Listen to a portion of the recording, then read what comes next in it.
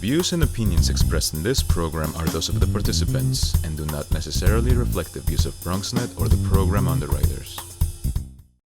Straight ahead on this edition of Perspectives, we go front and center with the war in Ukraine as Russian troops continue to move in.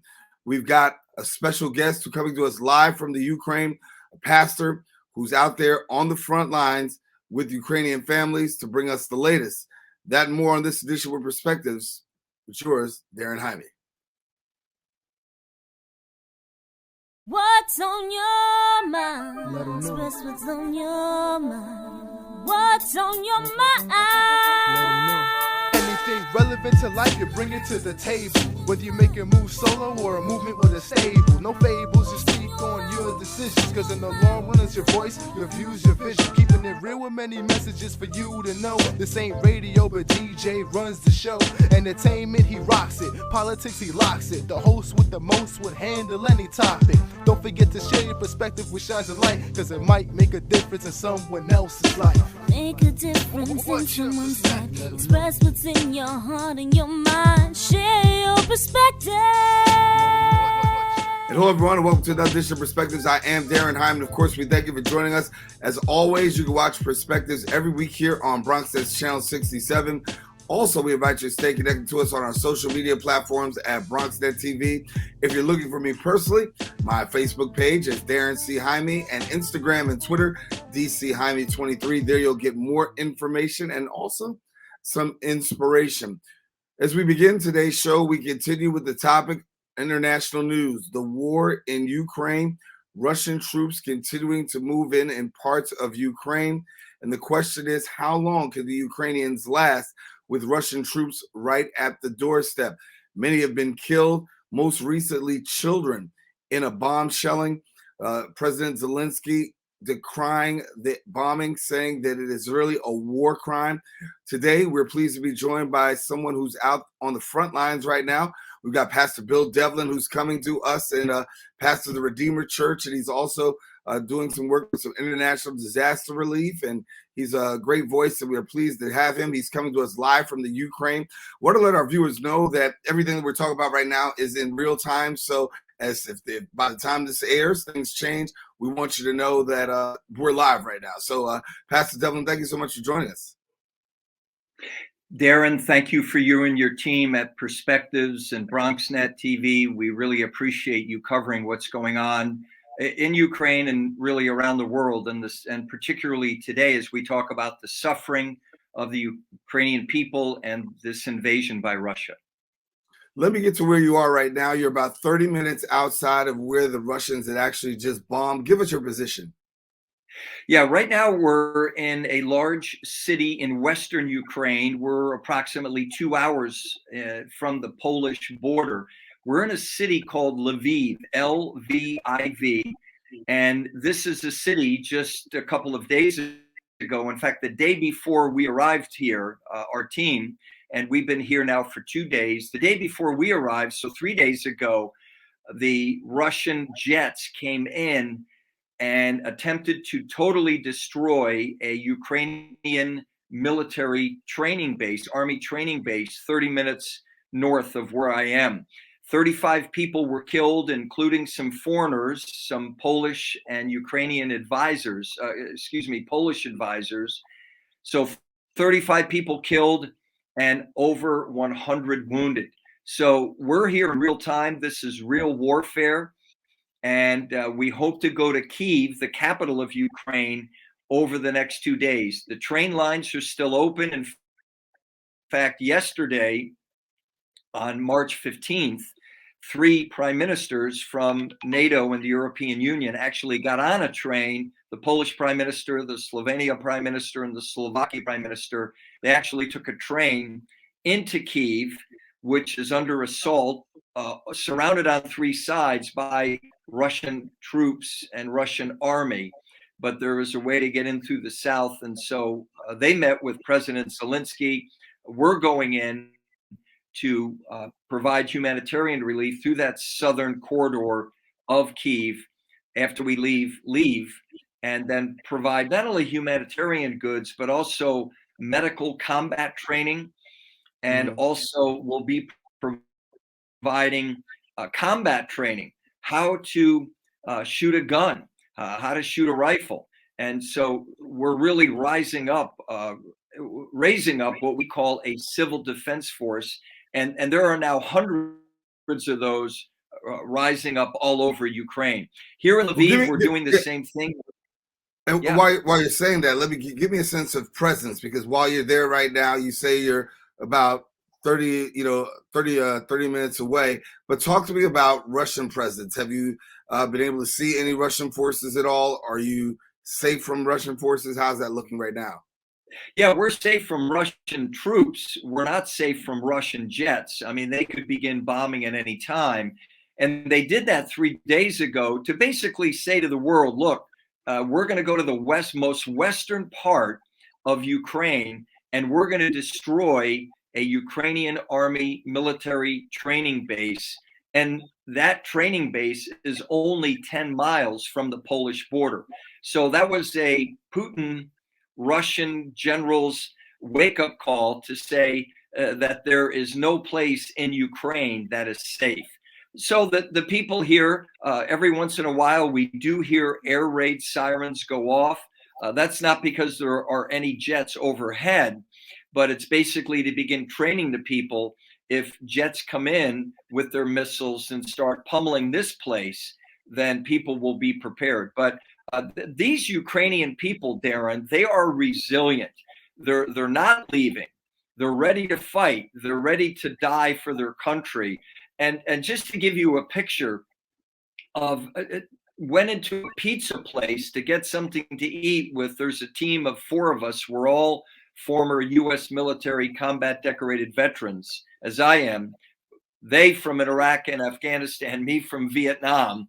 So I'm the OG here.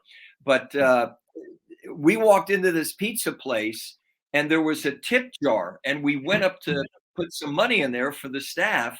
And I said, this is for you. And this young 16-year-old girl who was at the cash register said, we're no longer, all of the staff here at this pizza place, we're no longer taking tips. All the money that goes into that tip jar is going to frontline troops. Now, I tell you, that was heartbreaking for me, Daren. And that just gives you, and I just, I cried right there in that young woman's presence. I mean, here's a high school kid and a staff running a pizza place. And that's how resilient, that's how dedicated, devoted, and committed the Ukrainian people are here in the city of Lviv. And this is all over Ukraine. We're hearing stories all over the place where we spoke to 3 women yesterday in Kyiv. And these are mothers, and they sent their husbands out of Ukraine to Poland to go to a refugee camp. And these 3, you would call them soccer moms. These 3 women, these 3 mothers are committed to be a part of the civil defense force there in Kyiv to defend their city against the invading Russian troops. So that's yeah. And you mentioned about these women sending their sons back on trains. Give us an assessment of the train system right now. We know that we saw those horrific pictures of thousands and thousands of people trying to get on trains. What is it like right now, given the fact that people are still trying to evacuate their loved ones? I know that you're in Lviv right now. Kyiv is potentially under siege, but we know that there's an escape to Poland. Give us that on how the train system is going. Yeah, well, the 3 surrounding countries, Moldova, Romania, and Poland, of course, Russia is a border, Belarus is a border. But think about this, Daren, and your viewers should think, in the last 20 days, and today is day 21 of the invasion, 2.95 million, 3 million Ukrainians have left the country. And there are statistics that will say that over 4 million will eventually leave by the time, hopefully, this is all over. So just imagine 4 million people leaving one nation to go to 3 other nations, Romania, Poland, and Moldova. And think about this as well. 73,000 children in the last 20 days have become refugees. 73,000 children have become refugees. So when we were crossing the border 2 days ago in the middle of the night, we were detained at the border. We were in a commercial bus. We were not in a private vehicle. And we had to stay at the Polish-Ukrainian border for 2 hours. And there was not much traffic going into Ukraine, but the buses, we probably saw a line of 20 buses at 3 o'clock in the morning coming out of Ukraine, going into Poland on their way to the refugee camps in and around Warsaw. And when you look in the windows of these buses that were coming out of Ukraine, it was all women and their children carrying strollers, carrying big suitcases and luggage and babes in arms. And part of the reason for that is that the men 18 to 65 have been asked to stay. So if a guy between the age of 18 and 65 shows up at the train station, the bus station, and most of the people are coming out by bus or by private car, they're being told they cannot leave. They need to go back to their city and fight for Ukraine. So that goes into just this sense of resiliency, dedication, devotion, and commitment to saving Ukraine from this Russian invasion. So I tell you, when we were at the border, Daren, it is heartbreaking to see just hundreds of people, yea, thousands of people leaving. And when we left Warsaw, Poland on Sunday afternoon, March the 12th, we were at the Warsaw Central Bus Station, and there were thousands of refugees there. The Warsaw train station inside becomes basically a makeshift refugee camp with hundreds of women with small children sleeping inside in the 30-degree weather there in the Warsaw Central Bus Station. And then outside the bus station, you have tents that have been erected, and underneath is food, so these Ukrainian refugees can eat. There's clothing, boxes and bags of clothing that the Polish people are bringing in order to feed and clothe these Ukrainian refugees. Again, think about that. 3 million Ukrainians have already left, and the Polish government is saying that we don't have any more space for them. So people can pray on that. And if people want to help what we're doing here, they can go to widowsandorphans.info, which I think is up on the screen. Yeah. I'm gonna get to more of that. I just need to take a quick break. Of course, duty still calls on this side. We got to take a quick break. I'll be back with you in just a few seconds. Pastor Bill Devlin coming to us live from Lviv, Ukraine, with the latest of what's going on over there. We'll be right back with more here on Perspectives in a moment.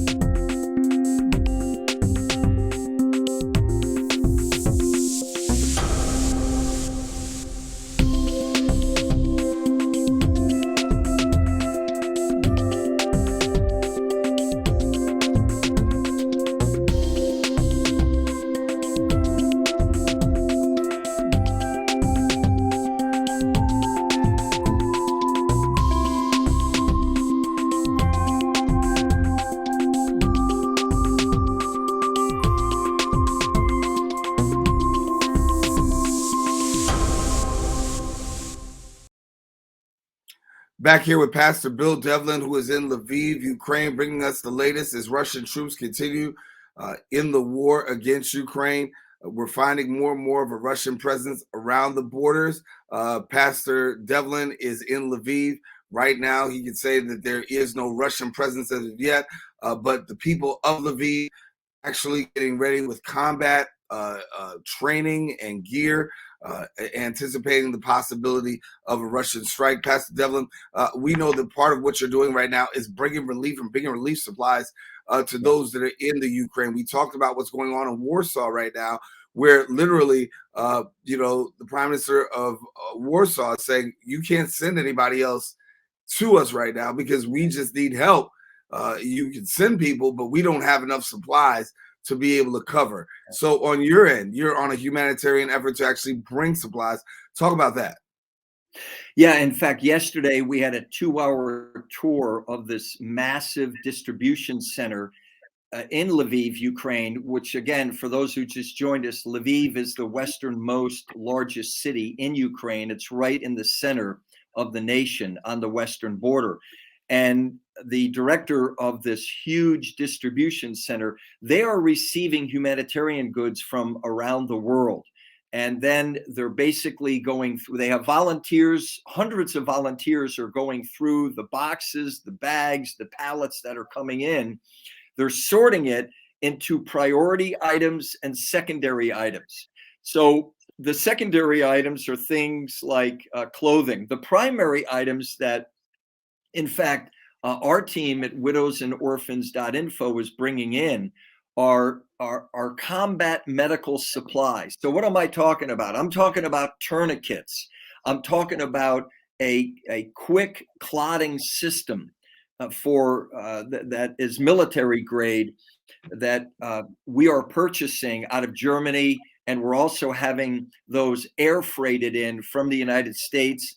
We're working with former military people in Washington, D.C. and New York City to bring these combat medical supplies, tourniquets, quick clotting systems, IV solutions like D5W and normal saline, needles, these combat medical supplies that are absolutely needed. The type of gauze that you can wrap around a gunshot wound or a shrapnel wound that will prevent bleeding. So these are the type of supplies that we are hoping in the next 24 hours to get here to Lviv. And then once they're at that distribution center, they will go out from there. And hopefully to the front lines. Yeah. What have you been able to see by way of injuries and casualties? I know that Lviv was hit just a day or so before your arrival. Talk to us about injuries and casualties that you've been able to see. Give us an update. Yeah, I have not seen anything personally, Daren, and there are no casualties, at least here.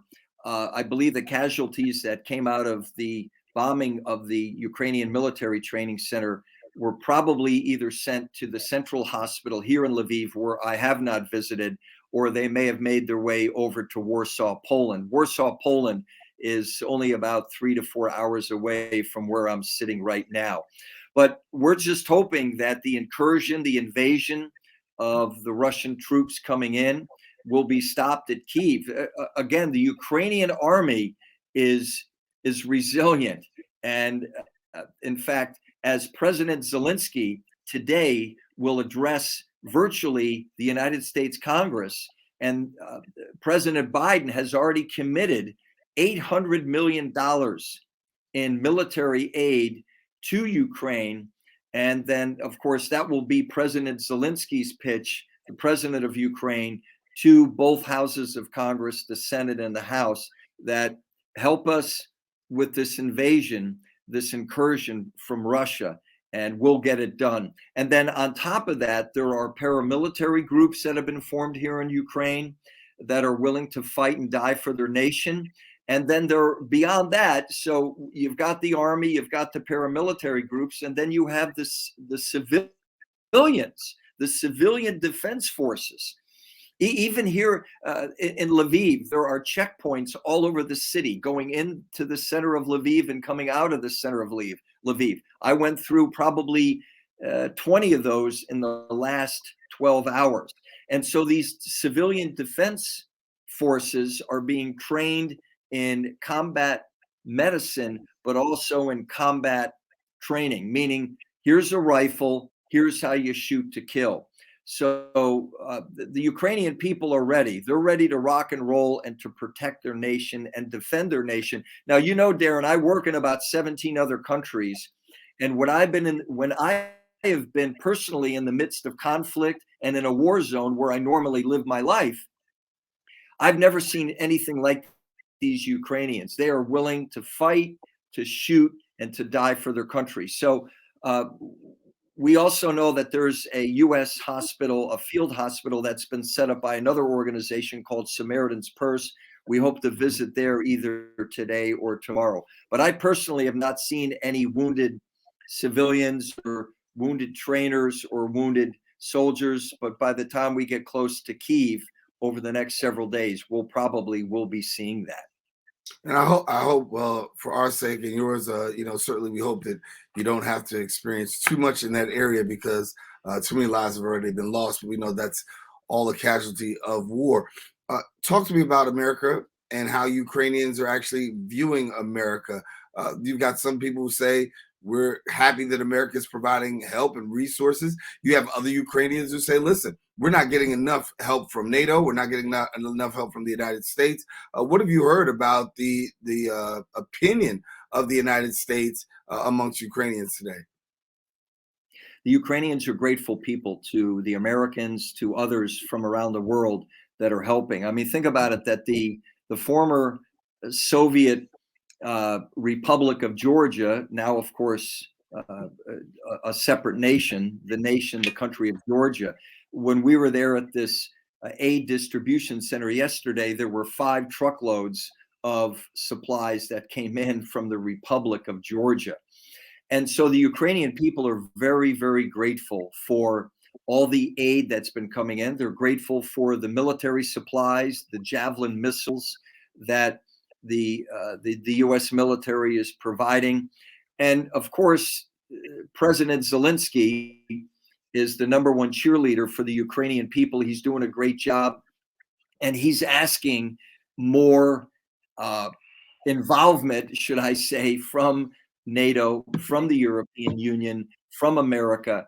And there's hesitancy, as many of your viewers probably have seen on CNN or BBC or wherever they watch their news.